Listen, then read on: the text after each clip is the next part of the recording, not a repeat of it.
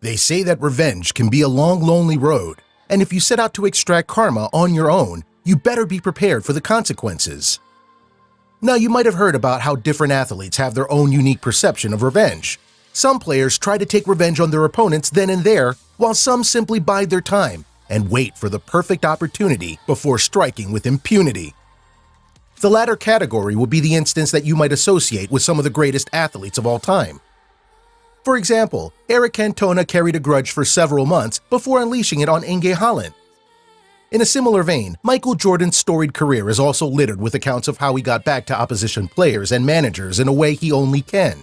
The Chicago Bulls legend was never the sort of player who would involve himself in a pointless war of words. MJ has always preferred to do his talking on the court, and boy, did he make a killing out there. Today, we're going to discuss some of the instances where Jordan extracted revenge on opponent players and coaches who tried to get inside his head only to find out that the court belonged to the Great One, and they were forever going to be his prisoners there. Before we begin, make sure to subscribe to our channel so that you don't ever miss out on the cool videos we keep sharing on a regular basis. So let's start with the list that is going to be full of many accounts of when the Great One embarrassed his detractors on the court. You would be surprised to see that despite knowing who they were up against, these people still proceeded to belittle a man who was well and truly a force of nature. The brushing off affair with Byron Russell. Arguably the greatest shot in Michael Jordan's career would be the one he made in the dying embers of Game 6 of the 1998 NBA Finals against the Utah Jazz. The game, however, was not without controversy. There are countless people out there who believe that Jordan should have been called for pushing off Byron Russell before he took that jumper. However, nothing really happened, but in all honesty, the two men never really got along the first time they played against one another. On a night before a game against the Bulls, Russell went to a nearby gym to bump into MJ, who at that time had retired from the game. Approaching the legend, the Utah Jazz star said that he always wanted to play against him, and had he been given the opportunity, he would have bested him. MJ, being MJ, didn't say anything, and when he came back from retirement, reminded Russell before a game between Utah and Chicago that the time has come. Indeed, MJ ran rings around Russell and embarrassed him on the court. Jeff Van Gundy's theory. The former Knicks coach was not impressed with how Michael Jordan befriended opponents off the court and said that this was his way of softening them up before a game. Clearly, Jordan was left less than impressed by the analysis and made sure that Van Gundy would be given a lesson on the court when he faced them the next time. Throughout the game, MJ kept making the Knicks look like amateurs and kept cursing towards their coach. Clearly, Van Gundy should have known better.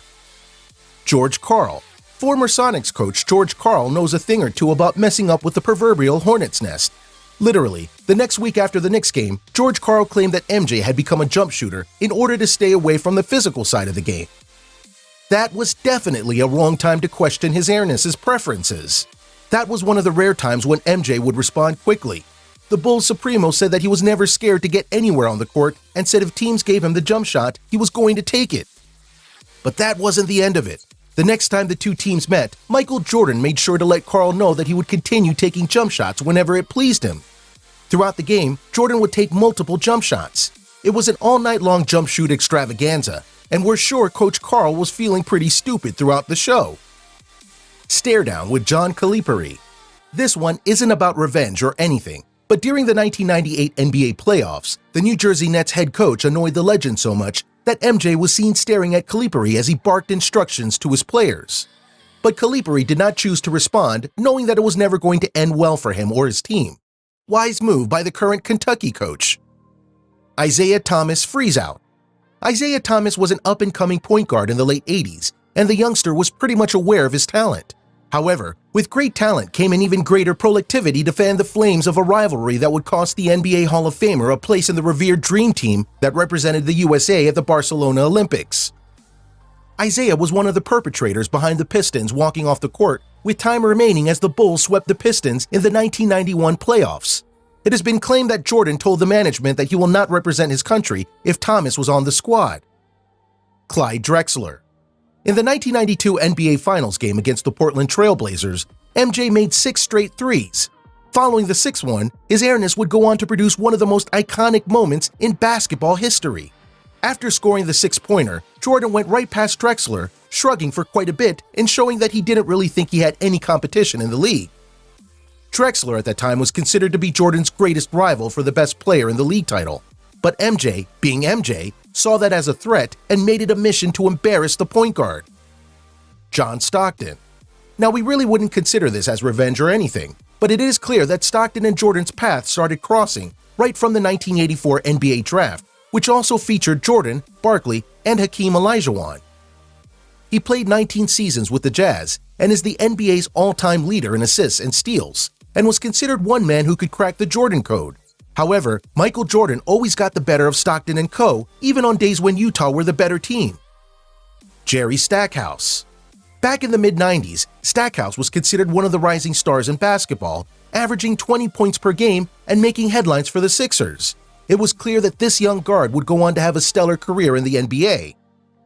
Now, when we talk about Stackhouse, we talk about a young player who loved bragging about his ability on the court and never hesitated to be physical. We're talking about a guy who wouldn't mind getting into an all-out physical confrontation just to prove a point.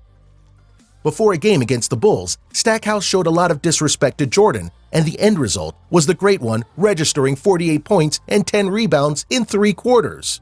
Clearly, Jordan was out for revenge and made sure he was not going to forgive the youngster for dissing him in public on a regular basis. So guys, this was our take on the times when Michael Jordan extracted revenge on players and coaches. Let us know in the comments section what you thought about this, and make sure to subscribe.